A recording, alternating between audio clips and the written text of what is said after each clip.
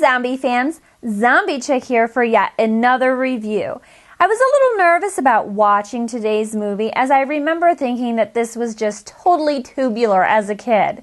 However, I haven't watched it in years and we have all had experiences like this. Godzilla, Goonies, Hangover, Harry Potter, Highlander... Wait, how comes to Frogtown? I didn't know we had this. God, I used to love this movie as a kid. Alright, this is gonna be awesome. No! That doesn't make any sense. I don't remember Rowdy Piper being this bad. Oh.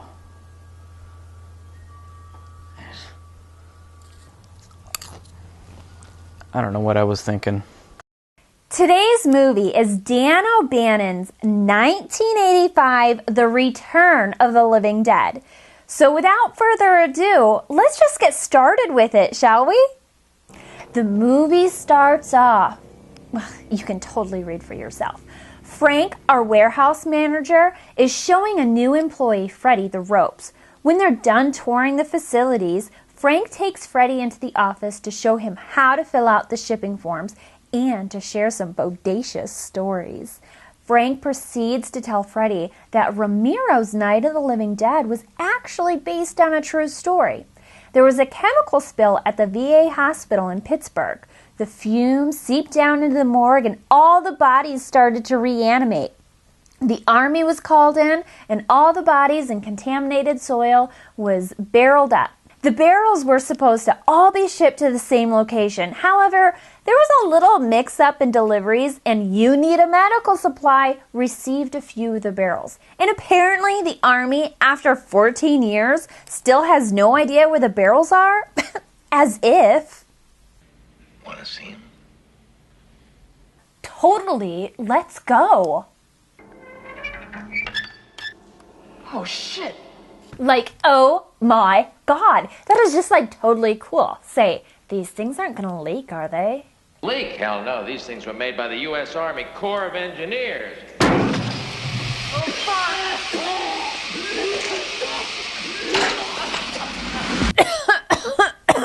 Guess they just don't make them like they used to.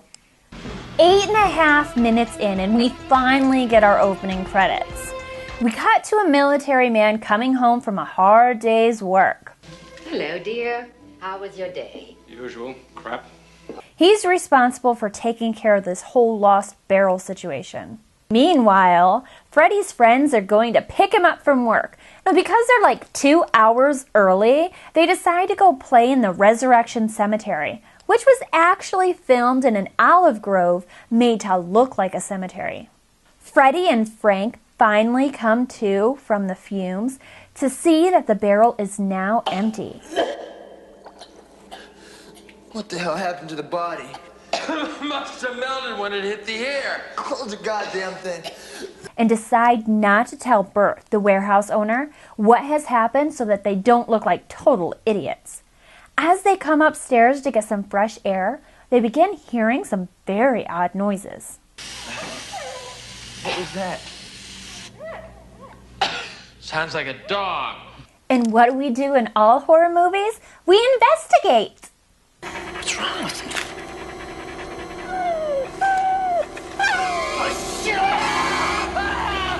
And shit totally hits the fan.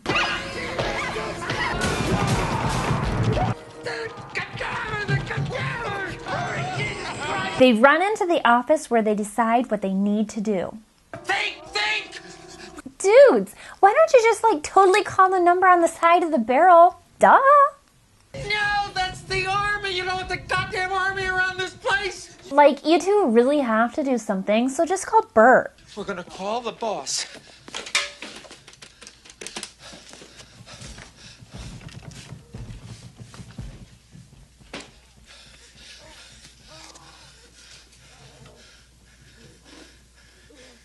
Bert, Frank, we have a little problem. When Bert arrives, they again discuss what needs to be done. The three reference Ramiro's Night of the Living Dead, and they decide to try to destroy the brain. Hold it!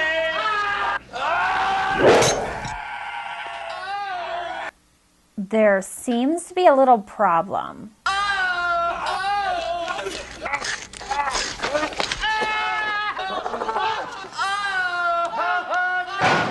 I thought you said if we destroyed the brain, it'd die. It worked in the movie! Well, it ain't working now, Frank. In the movie line? I am Dr. Cora Nur, and this is Brain Food. Let's interrupt Zombie Chick for a moment and discuss zombies. There is a lot of information out there about zombies, and as you can see with Zombie Chick, it just isn't true. The zombie disease affects the brain, which is why they die and reanimate. It is true that if you destroy the brain, they will cease to be. But you do need to make sure that there is absolutely no gray matter connected to the rest of the central nervous system. Let's demonstrate. This is a zombie brain. This is a zombie brain that is fully functioning. Much like Zombie Chicks, the more gray matter or popcorn, the more human they are. If one were to partially destroy the zombie brain, as you can see, there is still enough to keep the zombie moving towards its most basic need, which is eating you. What this also means is, if we sever the head from the body dies. However, the head is still alive. So watch those ankles. And that is food for your brain. Gray matter. So anyway, like after a few stressful moments, they cut the body into pieces so that it's more easily managed and cart it away to the local mortuary where they can request a favor from an old friend and cremate the, What the hell is in those bags? Rabid weasels. What? Because Ernie is trying to convince them to just take the rabid weasels to the pound, they have to tell him the truth, and they quickly head to the crematorium.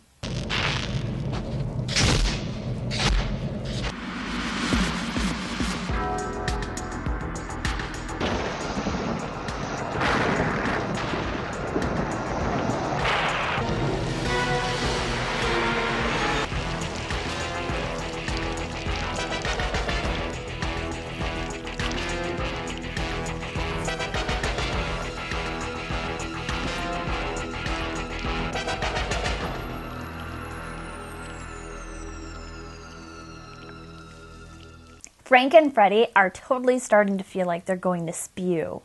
I feel like my head's gonna bust wide open. And I want to puke. If you're gonna spew, spew into this. It's nearly 10 p.m. and Tina goes to the warehouse to see if Freddy is there. Instead, she totally meets Tarman.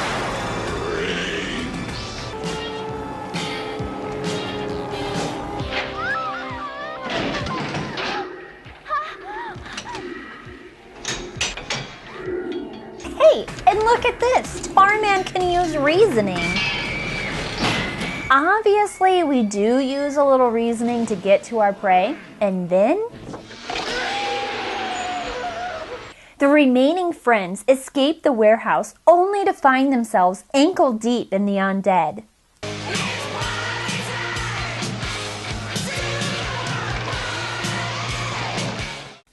Three friends find themselves at the mortuary, and two find themselves back at the warehouse. Back in the mortuary, the medics are called for Frank and Freddy, and some bogus discoveries are made. No blood pressure, no pulse. The paramedics go to get some stretchers in order to take the two to the hospital for further testing, but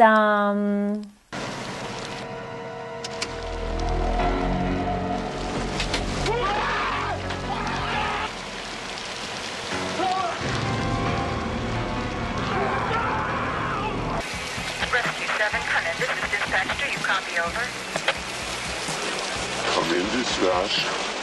Send more paramedics. Tina, Spider, and Scuzz tell everyone in the mortuary what is happening outside, and they decide that they need to try to escape. Ernie goes out to try to get a car.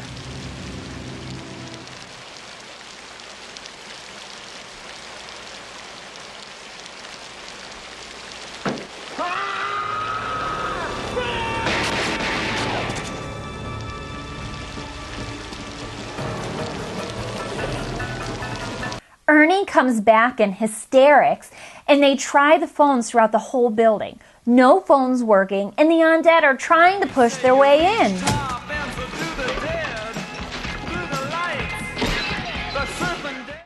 You're back with Dr. Coroner for some more brain food and the Return of the Living Dead movie trivia.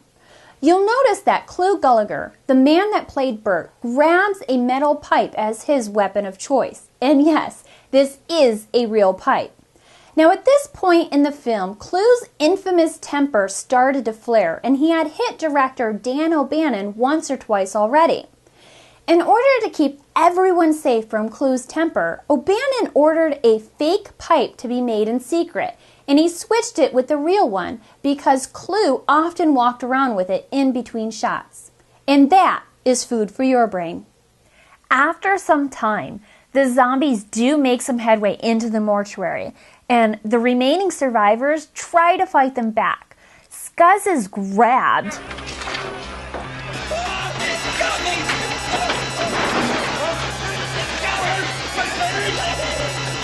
and totally becomes zombie food.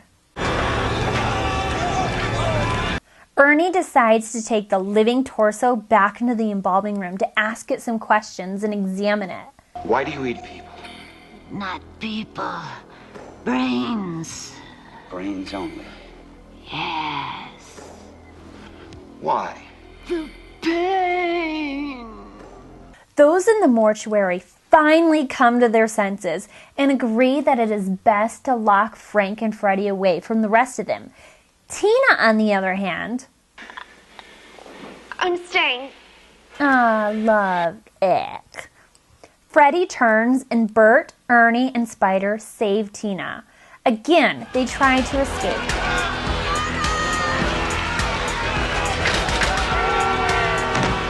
Spider and Bert try to get the car close enough to the door to pick up Ernie and Tina, but it's just no use. They drive off and run into the warehouse. Tina and Ernie hide in the ceiling crawl space. Frank, when he sees Freddy turn, rushes out of the chapel without anyone noticing him. Frank keeps his wits about him and takes care of things himself.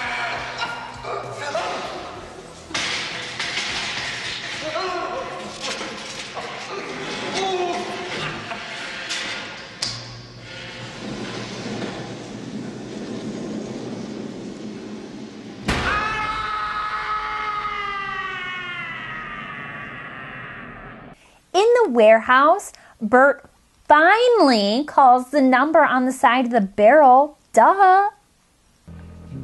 I'm calling the number stenciled on the side of the tank. Some sort of contingency plan to deal with it, huh? Well, that's great. What is this plan?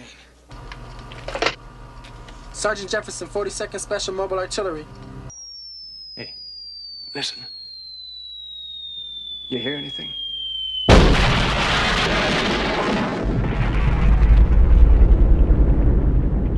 And there you go.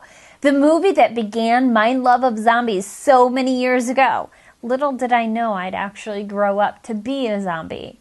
Now, I was only 8 or 9 the first time I watched this, and being the youngest of 3, my siblings had to take me with them when they went anywhere whilst visiting family.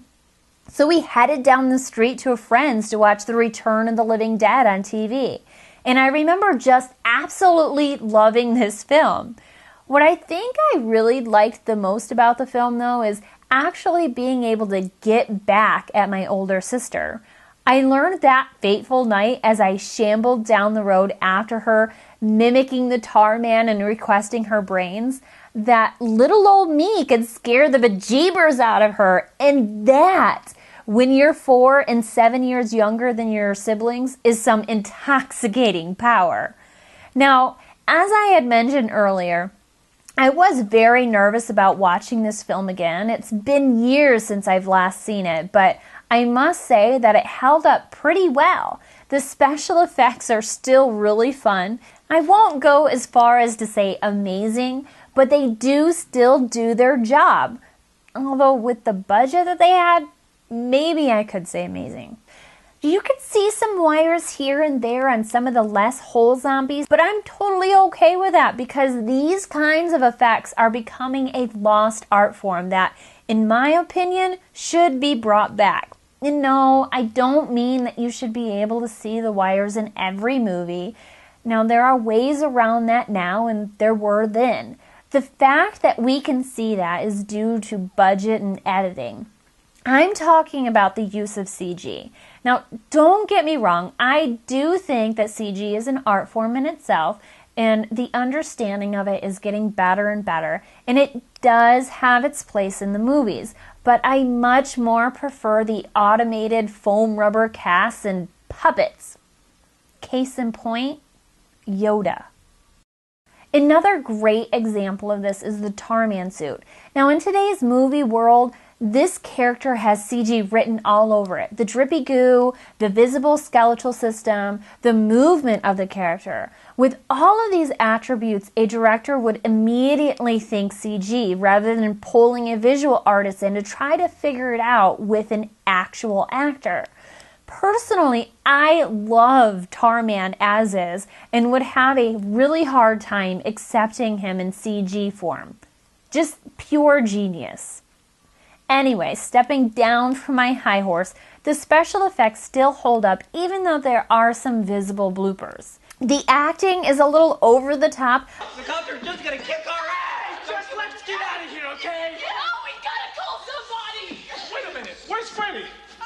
He was gone. He wasn't here when I showed up. But it does work with the comedy of the film. Yes, it is a horror comedy. It is stupid on purpose.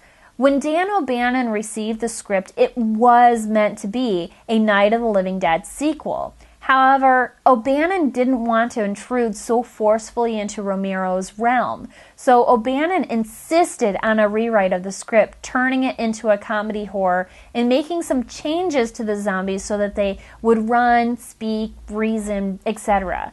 Things that a Romero zombie doesn't do. I could go on and on about this movie, as it still excites me today. This is one I've never understood why it wasn't in my movie collection, but I think that will be remedied shortly. Watch it, buy it, enjoy it. And if you have a chance, watch it with the commentary after you've watched the actual movie. It's very interesting and the commentary is non-stop, so it doesn't drag the movie at all. So until next time, I totally bid you adieu.